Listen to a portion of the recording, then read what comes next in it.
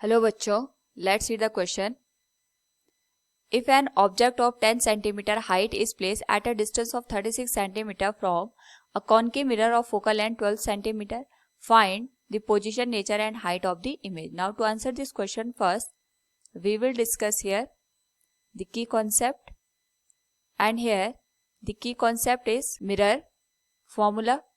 तो जब हम बात करते हैं यहाँ पे मिरर फॉर्मूला की, ये हमारे पास रिलेशन बताता है between distance of the object, distance of the image and focal length of the given mirror, which is given as 1 upon v plus 1 upon u equals 1 upon f.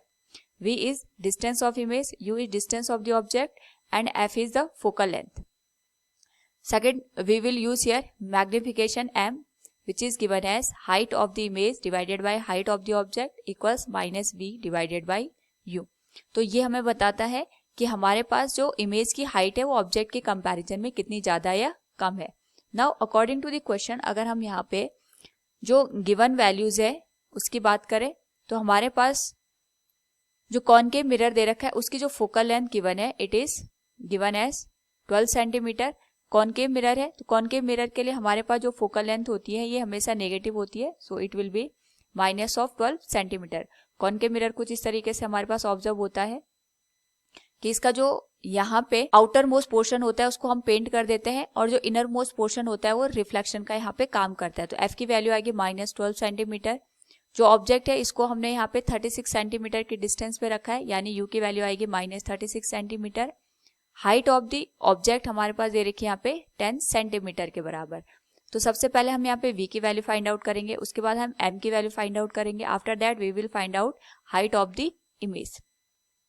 तो सबसे पहले यहाँ पे मिरर फॉर्मूला अगर हम use करें 1 upon V plus 1 upon U equals 1 upon F, तो V की वैल्यू हमें फाइंड आउट करनी है. यू की वैल्यू दे रखी है according to the question minus 36 centimetre और फोकल लेंथ आ जाएगा माइनस 12 सेंटीमीटर के बराबर. So 1 upon V will be given as minus 1 upon 12 plus 1 upon 36.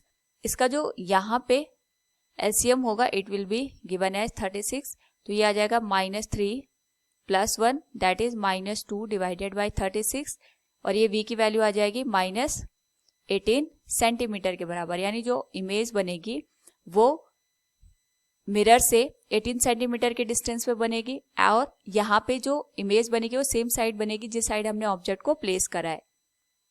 Second, यहाँ पे अगर हम बात करें मैग्निफिकेशन की तो जो मैग्निफिकेशन निकल के आएगा it will be minus V divided by U. Minus V का मतलब हो गया डिस्टेंस ऑफ द इमेज, ये हमारे पास माइनस 18 सेंटीमीटर के बराबर है और distance of the object that is minus 36 centimetre. Minus minus cancel हो जाएगा और वैल्यू आ जाएगी माइनस 0.5 के बराबर. तो जो ये साइन है ये हमें इंडिकेट कर रहा है कि जो इमेज बनेगी वो रियल बनेगी और रियल इमेज हमेशा इन्वर्टेड होती है.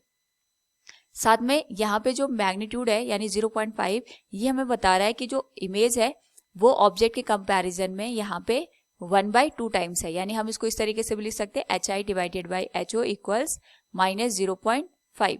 तो यहाँ से एच आई की जो वैल्यू आएगी that will be H O height of the object दे रखा है 10 सेंटीमीटर मल्टीप्लाइड विथ माइनस 0.5, तो ये आ जाएगा माइनस 5 सेंटीमीटर, जो हमें बताता है कि जो इमेज की हाइट है वो ऑब्जेक्ट के कंपैरिजन में जस्ट हाफ है.